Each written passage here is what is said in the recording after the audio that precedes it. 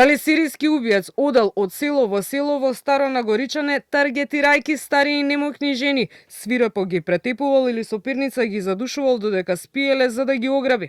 Обвинителството се сумнева дека 25-годишниот ТБ, родом од село Малутино, што викендов беше уапсен за убиство на 78-годишна жена во Челопек, која ја нападнал додека спиела, претепувајќи ја до смрт, убивал и претходно.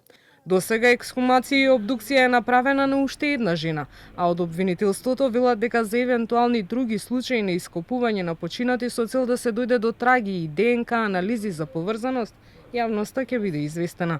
Во меѓувреме, обвинетиот е во притвор. Обезбедени се докази кои кажуваат на поврзаност на овој настан со неколку други слични случаи во Кумановско. Заради сличноста во однос на изборот на жртвите и суровиот начин на извршување на делото, се испитува дали и во тие случаи станува збор за убиства извршени од истиот сторител. За една од потенцијалните жртви вчера беше наредена ексхумација и обдукција од телото на починатата жена, се подигнати траги од ДНК кои се на вештачење.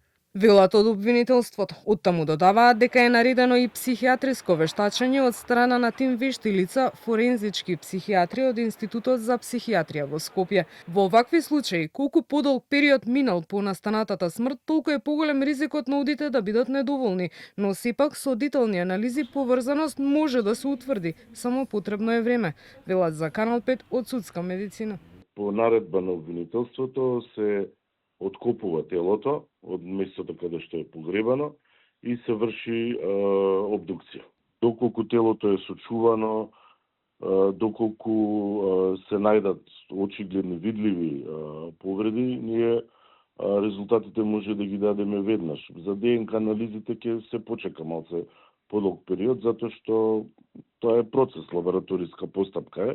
Во поновата македонска криминална историја, како најпознати сиријски убици се споменуваат Владо Танески, познат како Кичевскиот монструм, и Виктор Карамарков, нарекуван Македонскиот Расколников.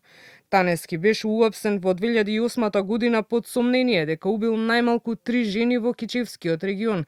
Неколку дена по апсењето беше пронајден мртов во келијата во притвор. Според тогашните информации се самоубил, давејќи се во кофа со вода, а случајот заврши без судска пресуда. Карамарков во 2009 уби 4 повозрасни жени во Скопје, пошто беше осуден на доживотен затвор.